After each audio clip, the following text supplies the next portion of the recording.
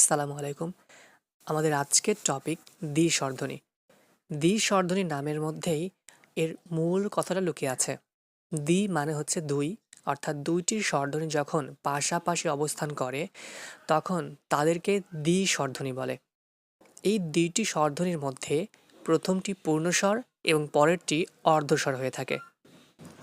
পূর্ণস্বর সবসময় দীর্ঘ করা যায়, কিন্তু অর্ধস্বর কখনো দীর্ঘ করা যায় না। আমি যদি বলি দাও, এই দাওকে ভেঙে ফেলো, দ যোগ আ যোগ ও। এই যে আ এবং ও, এই দুইটি স্বরধ্বনি পাশাপাশি অবস্থিত।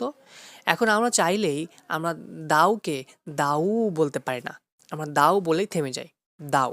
সো থেমে যায় বিধায় ওটা একটা অর্ধস্বরধ্বনি এবং ওর সাথে যে বামের একটা পূর্ণ স্বরধ্বনি যুক্ত আছে, এই দুইটাকে একত্রে দ্বিস্বরধ্বনি বলে। এই দ্বিস্বরধ্বনি সাধারণত 25টা, কিন্তু ডক্টর মোহাম্মদ আব্দুল হাই বলেছেন দ্বিস্বরধ্বনি মোট 31টা, 19টা নিয়মিত এবং 12টি অনিয়মিত। এগুলো বোঝার আগে আগে আমরা দেখি যে স্বরধ্বনির আইপিএ রূপ বা ইন্টারন্যাশনাল ফোনেটিক্স অ্যালফাবেট রূপ। ছবিটির দিকে খেয়াল করো, যেখানে ই কে আইপিএতে আই দ্বারা প্রকাশ করা হয়, এ কে ই দ্বারা, আর এ ধ্বনিকে এর সাথে ই যুক্ত করা। এই এর সাথে ই যুক্ত করা চিহ্নটাকে বলা হয় অ্যাশ চিহ্ন। সো এটাকে অ্যাশ চিহ্ন দ্বারা প্রকাশ করা হয়। রস্য উ কে ইউ দ্বারা, ও কে ও দ্বারা, অ কে উল্টা সি দ্বারা। তো এই স্বাদটা কিন্তু মুখস্থ রাখতে হবে। এবার এই চার্টের দিকে খেয়াল করো, যেখানে আছে 19টি নিয়মিত দ্বিস্বরধ্বনি। খেয়াল করো, 7টি মৌলিক স্বরধ্বনি আমরা এর আগেও পড়েছি। সেই প্রত্যেকটা থেকেই 2টা, 3টা, 4টা এভাবে করে করে ভাগ করা হয়েছে।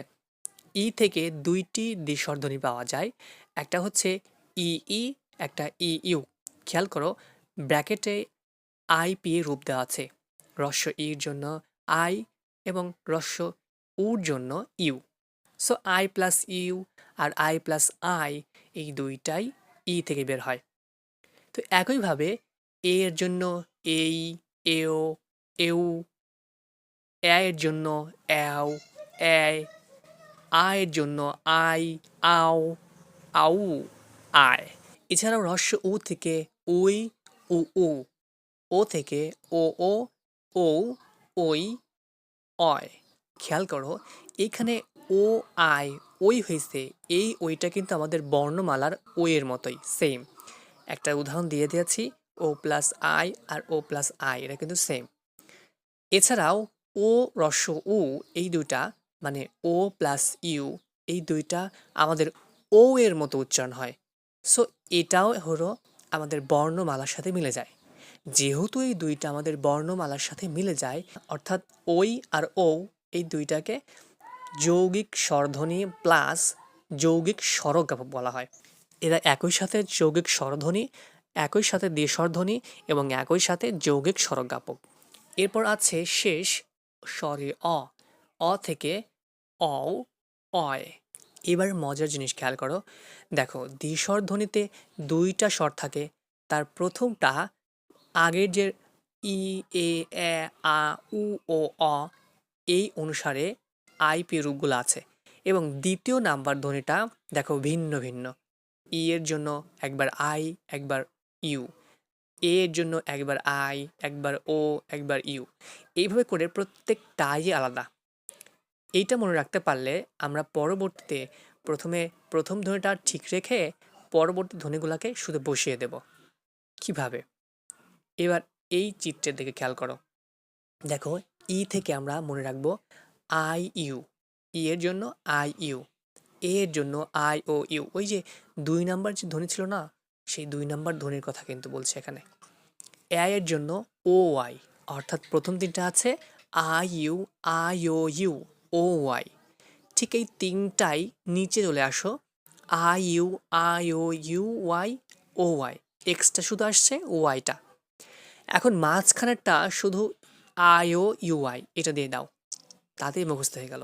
কিভাবে? আবার শোনো, প্রথম তিনটাও যা, শেষের তিনটাও তা, শুধুমাত্র একটা এক্সট্রা ওয়াই যুক্ত করতে হবে, আর মাঝেরটা তো আছেই আই ও ইউ ওয়াই। পড়বো এভাবে, I U, I O U, O Y, I O U I, I O U I, O Y. এটা বারবার প্র্যাকটিস করো, দেখবে হয়ে যাবে। গাধার মতো মুখস্থ করা বাদ দিয়ে একটু স্মার্ট ওয়েতে পড়ো, দেখবে অনেক ইজি লাগবে ইনশাল্লাহ। তো এই যে আমরা যেগুলো মুখস্থ করলাম, আই ও ইউ, এখন এদের সাথে শুধু ই এর ক্ষেত্রে ই যোগ করে দেবা। ই মানে কি আই, তাহলে একবার আয়ের সাথে আই হবে, একবার ইউ এর সাথে আই হবে, হয়ে গেল দুইটা, আই আর আই ইউ। এখন তুমি যদি বাংলাতে কনভার্ট করো, আগে যে আমরা পড়ছিলাম বাংলা স্বরধ্বনির আইপিএ রূপ, সেই অনুযায়ী তুমি যদি কনভার্ট করো তাহলে ইজিলি সবকে ক্র্যাক করতে পারবে।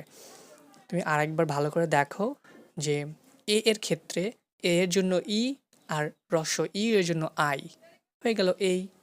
আমরা পড়ছিলাম আই ও ইউ, ও এর জন্য একরকমভাবে পড়ো, ইউ এর জন্য একই রকমভাবে করো, হয়ে গেল। যদি না বুঝে থাকো তাহলে ভিডিওটার প্রথম থেকে আবার দেখবে অথবা কমেন্টে লিখে ফেলবে, আমি চেষ্টা করে বুঝিয়ে দেওয়ার। আর যদি বুঝে থাকো তাহলে আলহামদুলিল্লাহ। এছাড়াও যে উদাহরণগুলো আছে আমি যেভাবে একটা করে ভেঙে দেখিয়েছিলাম, ঠিক একইভাবে সব রকমই হবে, সবগুলাই মিলে যাবে ইনশাল্লাহ। আরেকটু বিস্তারিত বলতে চাইছিলাম কিন্তু ভিডিওটা অনেক বড় হয়ে যাবে। যাই হোক, এবার অনিয়মিত দ্বিস্বরধ্বনি। প্রথমে বলেছিলাম স্বাভাবিক উচ্চারণে যে অক্ষরগুলো সর্বদা যৌগিক স্বররূপে উচ্চারিত হয় সেগুলো নিয়মিত দ্বিস্বরধ্বনি। আর যেসব যৌগিক ধ্বনি উচ্চারণে সর্বদা একাক্ষরিকতা বজায় থাকে না সেগুলোকে অনিয়মিত দ্বিস্বরধ্বনি বলে। তো এরকম অনিয়মিত দ্বিস্বরধ্বনি আছে মোট 12টি। নিয়মিত স্বরধ্বনির মতো আমরা আবার এভাবে ভাগ করে পড়ব যে ই থেকে আমরা 3টা পাই, ইয়া, ইয়ে, ইও। এখানে খেয়াল করো, ই এর জন্য আয় তো ঠিকই আছে, কিন্তু অন্তস্থ আকার এর জন্য এ ইউজ হয়েছে, অন্তস্থ একারের জন্য ই ইউজ হয়েছে, আর ও জন্য তো ওই আছে, কোনো সমস্যা নেই।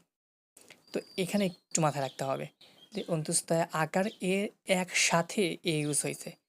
আমরা কিন্তু নিয়মিত স্বরধ্বনির ক্ষেত্রে পড়ছিলাম শুধুমাত্র স্বরে আয়ের জন্য এ ইউজ হয়েছিল, কিন্তু এইখানে অন্তস্থ আকার এর জন্য এ ইউজ হয়েছে, এতটুকু পার্থক্য মনে রাখতে হবে। তো এছাড়াও এ এর জন্য এয়া, এও, এ এর জন্য এয়া, আয়ের কোনো স্বরধ্বনি নেই, মানে দ্বিস্বরধ্বনি নেই। হ্রস্ব উ এর জন্য 3টা, উয়া, উয়ে, উও।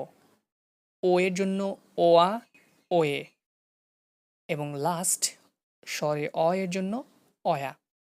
এখানে খেয়াল করে দেখো প্রথমগুলা কিন্তু সব ঠিক আছে, মানে দ্বিস্বরধ্বনির যে 2টা স্বর তার প্রথমগুলা সব ঠিক আছে, কিন্তু ডানের যে দ্বিতীয় স্বরটা ওইটা চেঞ্জ হয়েছে আগেরগুলোর মতোই।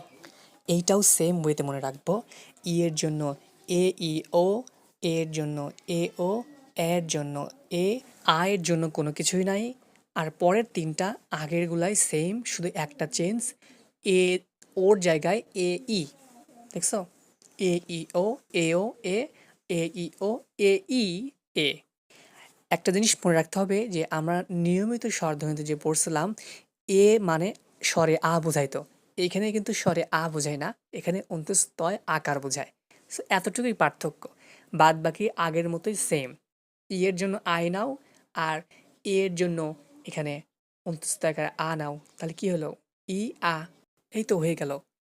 এবার পরেরটা এইভাবে নাও, হ্রস্ব ই এর জন্য আই নাও, এবং ইংরেজি ই এর জন্য অন্তস্তয় একার নাও, হয়ে গেল ইয়ে। এভাবেই প্রত্যেকটাই বের করতে পারবে ইনশাল্লাহ। এর চেয়ে সহজ উপায় আমার জানা নাই মুখস্থ করার ক্ষেত্রে, আর নাইলে গাধার মতো মুখস্থ করো। এখান থেকে প্রশ্ন আসে যৌগিক ও অর্ধ স্বরধ্বনির পার্থক্য লেখো। আমরা কিন্তু একটু বুঝাইছি, প্লাস তুমি যদি নাও বুঝতে পারো তাহলে আগের যে ভিডিও আছে অর্ধ স্বরধ্বনি সম্পর্কে ওটা দেখে ফেলবে, হ্যাঁ, তাহলে বুঝতে পারবে ইনশাল্লাহ। এছাড়া গ বিভাগের প্রশ্ন আসে দ্বি স্বরধ্বনি কাকে বলে, দ্বি স্বরধ্বনির স্বরূপ বুঝিয়ে দিয়ে বাংলা নিয়মিত ও অনিয়মিত দ্বি স্বরধ্বনির পরিচয় দাও। এই ভিডিওর মাধ্যমে এই প্রশ্নের অ্যান্সারটা খুব ভালোভাবে পারবে ইনশাল্লাহ। আমি এখানে একটা করে উদাহরণ দিয়ে দিচ্ছি, তোমরা এখান থেকে দেখে নেবে কিংবা বই থেকে দেখে নিতে পারো। তবে একটা জিনিস খেয়াল রাখো, বই থেকে দেখতে গেলে মানে বিশেষ করে দিগদর্শন সাজেশন যদি ফলো করো ওইখানে কিন্তু একটু বিভ্রান্ত হতে পারো, ওখানে একটু ভুল দেওয়া আছে, সুতরাং সাবধান। যাই হোক, আজকে পর্যন্তই। ভালো থেকো, সুস্থ থেকো, দেখা হবে পরবর্তী টপিকে। আল্লাহ হাফেজ।